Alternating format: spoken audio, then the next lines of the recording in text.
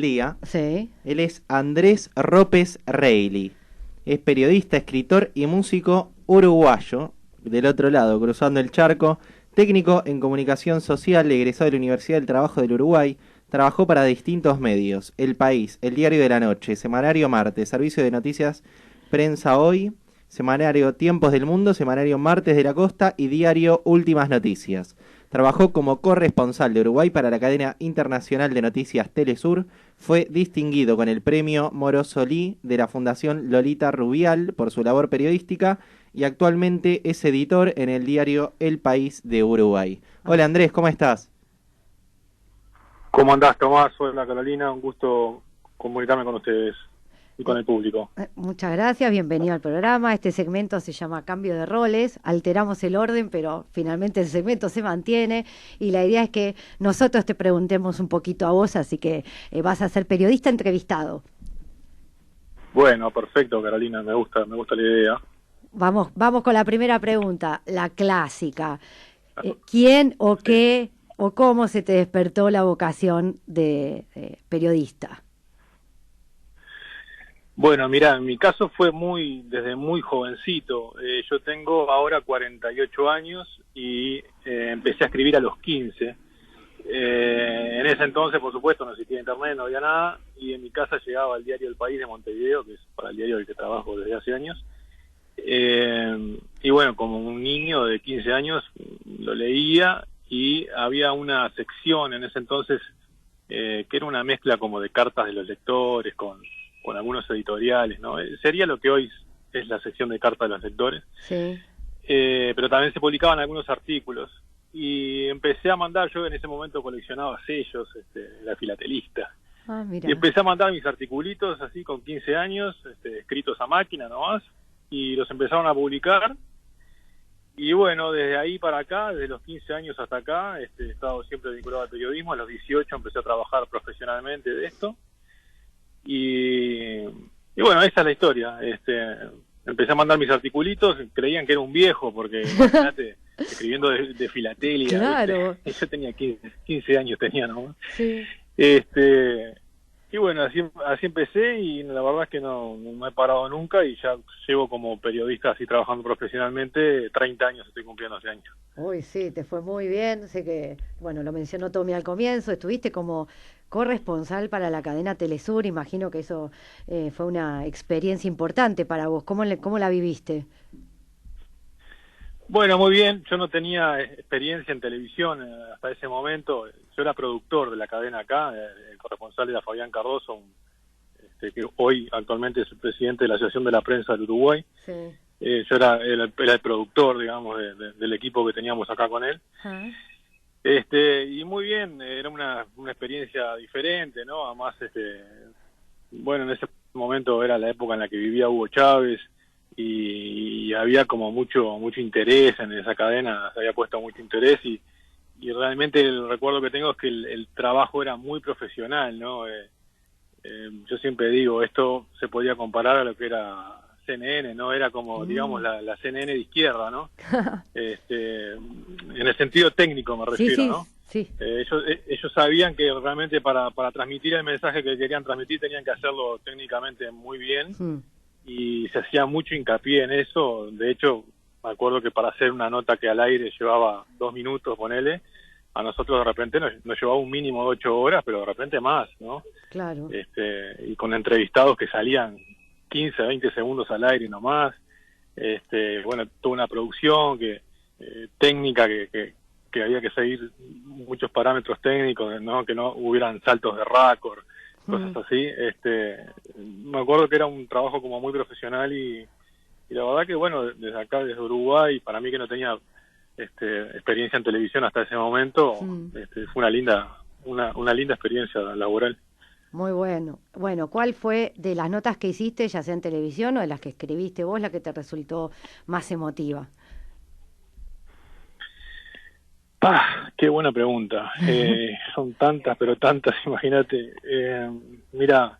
Alguna preferentemente de emoción positiva, ¿no? Igual podrías decir algo triste, pero... Sí, en realidad justo me estaba acordando de una emoción negativa. Ay, te trunqué.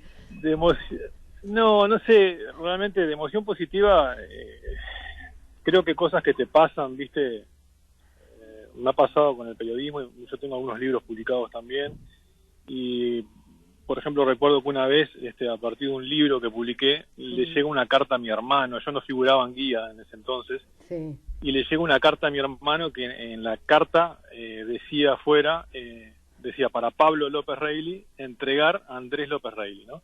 Mm, Y claro, pues yo no figuraba en guía. Entonces Sí. yo había publicado mi primer libro en ese entonces, en el año 2002. sí. Y bueno, mi hermano me trae la carta que era para mí, escrita a máquina obviamente, y la leo, y era de un señor que tenía una discapacidad, que él estaba en silla de ruedas, y que había leído mi libro, en mi primer libro, decía que le gustaba mucho, Mm, y que la imposibilidad que él tenía de movilizarse hacía que para él los libros fueran algo muy importante y como una ventana al mundo, como una forma de poder mirar el mundo que no lo podía hacer en su vida cotidiana por su imposibilidad de desplazarse, digamos, y que bueno, que me agradecía los datos que yo le aportaba y eso. Bueno, ese tipo de cosas que son como un mimo al alma, digamos, claro. son las cosas que uno va como cosechando y que realmente te alegra mucho. Y después de las negativas, me acuerdo una vez, yo empecé trabajando en prensa, en policiales, por ejemplo, Sí.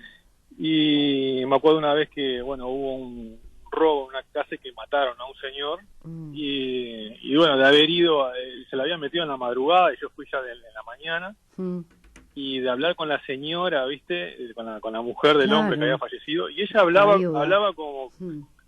la viuda, hablaba como que no había pasado nada, o sea, no sé si allá se dice igual, no le había caído la ficha, digamos, ¿no? Exacto, sí, decimos igual.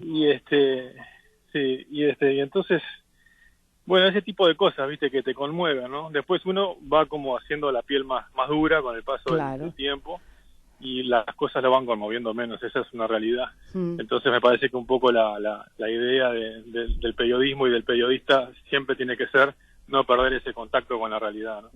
Así es. Bueno, mencionaste vos mismo que escribiste varios libros, así que compartiendo con nuestros oyentes esto de que estamos con un gran escritor, yo quería hacer referencia a uno de tus libros que me llamó la atención por el título, Locos de Remate, porque me hizo acordar a la película de Sidney Poitier.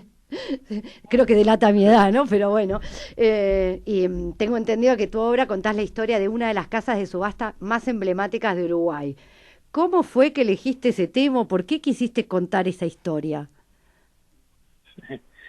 Bueno, este es un libro que hicimos junto con Diego Fischer, que es el principal escritor de acá de Uruguay, bueno, muy amigo. ¿Mm?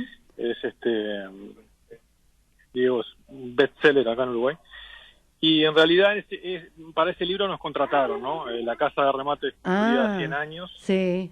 Y nos contrataron para hacer ese libro, y bueno, hicimos un libro que la verdad que quedó muy lindo, y el fundador de esa casa de remates era una persona muy pintoresca, que es Babastro, acá en la ciudad vieja de Montevideo, Mm. y bueno, contamos esa historia, y el libro quedó muy lindo, físicamente es una buena impresión, muy buena calidad, y bueno, esa es un poco la historia de ese libro. Muy bien, tengo un montón de preguntas para hacerte de las típicas de cambio de roles, pero no me quería quedar con la duda de cómo está la situación sociosanitaria en Uruguay, ya que tenemos a un periodista uruguayo en línea. Y la verdad que es muy complicada, muy mal, se ha complicado mucho la cosa. Claro, yo les voy a dar números que para ustedes pueden ser irrisorios, pero que en realidad, de acuerdo al número de población que tenemos, nos colocan en un muy mal lugar, ¿no? Hace en noviembre, creo que fue, yo en un momento que se podía viajé a Panamá y estuve viendo un poco allá cómo estaba la situación, que era alarmante para mí en ese entonces, porque morían 22 personas por día en Panamá, que es un país que tiene casi la misma cantidad de habitantes que nosotros, tiene un poquito más. Sí. En ese momento morían en Panamá, en noviembre, diciembre, 22 personas por día más o menos, y se infectaban 2.200. Bueno, nuestra última cifra de ayer es 79 muertos en un día, o sea, casi 80 muertos, y bueno, hemos tenido 3.000, 4.000 infectados. Para nosotros realmente es muy fuerte, digo, todos, hoy por hoy todos conocemos a alguien que está infectado o peor, que se ha muerto, ¿no? Pero yo tenía entendido que ustedes, o sea, durante la mayor parte del año pasado eran como el ejemplo en la lucha contra el COVID. Sí. ¿Qué pasó en el medio Totalmente, para que ahora estén en esta situación tan drástica? Sí. Mira, el año pasado, si no me equivoco, cerró con menos de 90 muertos, ¿viste? El año éramos como un oasis en el mundo, ¿viste? Sí. Y yo creo que, a ver, hay un poco... Yo creo que las medidas que ha tomado el gobierno han sido muy buenas. La única que está en debate ahora, por motivos lógicos, es la posibilidad de un toque de queda a la cual el gobierno se opone, ¿no? O sea, restringir la movilidad en la noche, ¿no? Pero creo que han sido muy buenas, y las que tomó el año pasado nos permitió, digamos, tener unos meses como de contención, y por eso estábamos como en primer lugar, ¿no? En el sentido positivo, me refiero. Lo que pasó fue que, bueno, vino el verano, si bien las fronteras estaban cerradas, hubo un gran movimiento, empezaron las clases, que ahora por supuesto se tuvieron que dejar sin efecto y se están haciendo vía remota por Zoom. Y por otro lado, nosotros tenemos también la frontera con Brasil, que la mayor parte de la frontera con Brasil es frontera seca, ¿viste? Entonces ya es difícil de controlar, y hay la vida en la frontera es una vida que, si uno la mira desde la capital, de repente no la entiende, pero es una vida que es binacional, ¿no? Mucha gente tiene familiares de un lado, del otro, va, viene, compra.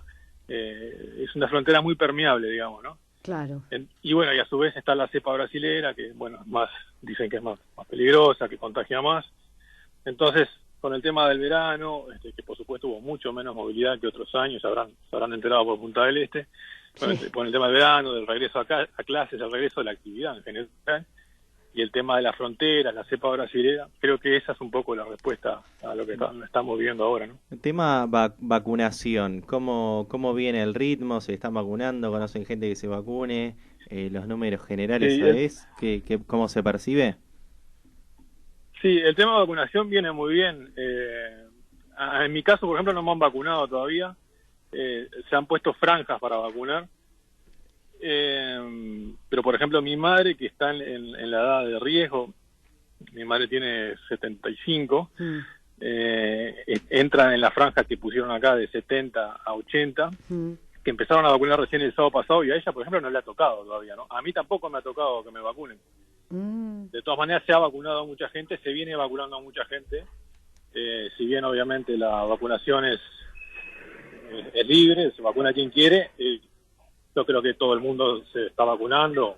Queda alguna persona todavía que tiene esas teorías que se opone, pero creo que todo el mundo se va a vacunar. ¿Se habla de escasez de vacunas o es una cuestión de ritmo, digamos? No, es una cuestión de ritmo. Lo que pasa es que ahora se sumó, que creo que ese es el motivo por el cual no me han llamado a mí, por ejemplo. Ahora se sumó que se está dando la segunda dosis a la gente que ya le dieron la primera. Entonces, todo ese personal y esos vacunatorios afectados a toda esta campaña están ahora dando la segunda dosis a quienes le dieron la primera, y de repente a personas como a mí o como a mi madre no nos han dado la primera. Claro. No, es un tema de ritmo más que nada. Bueno, esperemos que esa situación mejore.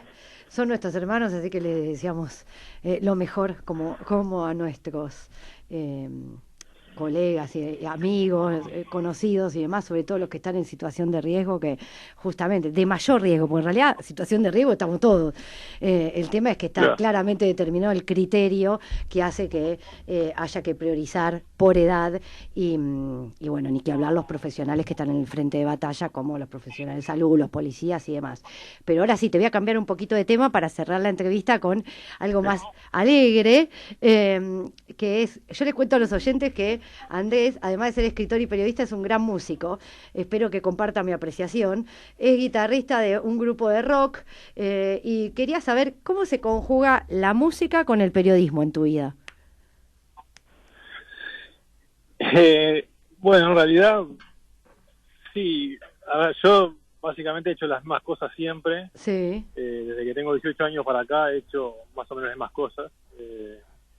Empiezo a hacer un poco de deporte, un poco de periodismo, me he dedicado profesionalmente al periodismo, hacer deporte, periodismo y música, ¿no? Sí. Obviamente los horarios y eso a veces no son compatibles con el trabajo, porque hay que ensayar, o hay que tocar, Pero bueno, en mi caso lo que me ha pasado es que con el paso del tiempo, como que cada vez he necesitado más de la música como válvula de escape, ¿no?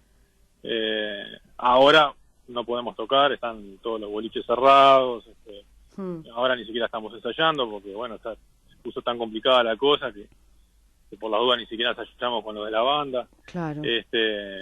Pero bueno, a veces no son compatibles los horarios y eso, pero lo que sí te puedo decir es que con el paso de los años, la música cada vez ha sido más importante para mí, para eso mismo, para tener una válvula de escape sobre... cable a tierra, como le suelen decir. Claro, ustedes saben bien lo que es el trabajo del periodismo, que es estar en contacto muchas veces con realidades duras y bueno, y son muchas horas de trabajo y sin límite de horario a veces también por las cosas que van pasando. Entonces la música realmente es importante para mí en ese modo de vida, ¿no? Andrés, te hago una última pregunta relacionada al periodismo. Para esos jóvenes, ¿no? Que quieren ahí, les gusta el periodismo, quieren empezar, ¿qué les recomendás vos, no? A uno que recién está empezando, algo que vos hayas notado, decir, no sé, algo que le dirías, ¿no? Que hayas aprendido, algo que tenías una idea y después con la experiencia la cambiaste. Uh-huh. Buena pregunta también. Primero que el que quiera ser periodista, acá en Uruguay el mercado es muy chico y los medios en general todos están con problemas económicos. Pero de todas maneras le diría que el que quiera ser periodista que siga adelante y que la pelee porque si uno es bueno y trabaja para eso, seguramente se va a terminar haciendo un lugar, ¿no? Que no pierda la motivación, pero bueno, los frutos, ¿no? Llegan después de un par de años. Llegan después, sí, claro. Yo recuerdo haber trabajado 2-3 años para algún medio, prácticamente no moría de hambre, o sea, sobrevivía, digamos, no vivía, sobrevivía, ¿viste? Hay que pelearla mucho, ¿no? Y lo que tiene el periodismo es que uno está dando una prueba todos los días, ¿no? Si vos ahora, por ejemplo, en esta entrevista que estás haciendo, te equivocás en una pregunta que me haces, metés la pata, como se dice habitualmente, ya está, metiste un error que alguien te lo grabó y que podés meter 1000 preguntas buenas, pero con una mala ya, ¿viste? Como que te tira todo abajo, ¿viste? Así es. Y bueno, en el periodismo estás dando una prueba todos los días, ¿viste? Hay que estar acostumbrado a eso y nada, para mí es una profesión apasionante que te permite estar en los peores lugares y en los mejores lugares. Yo en una misma semana he compartido una charla o un encuentro con el presidente de la República y he estado en un asentamiento, como le dicen allá, una villa miseria, en la misma semana o en el mismo día, ¿no? Entonces, ingresar a lugares a los que otros no pueden ingresar. El periodismo, si te gusta, es una cosa apasionante, pero para mí es muy importante que te corra por las venas, ¿viste? Muy bien, Andrés, muchísimas gracias. Se nos terminó el tiempo de este bloque, así que, gracias nuevamente por tu tiempo y esperamos poder conversar en otra ocasión y tal vez que yo sea el entrevistado, Tommy, tuyos. Bueno. Muchas gracias. Placer, muchas gracias por el llamado y saludos a todos los oyentes. Gracias a ustedes. Gracias.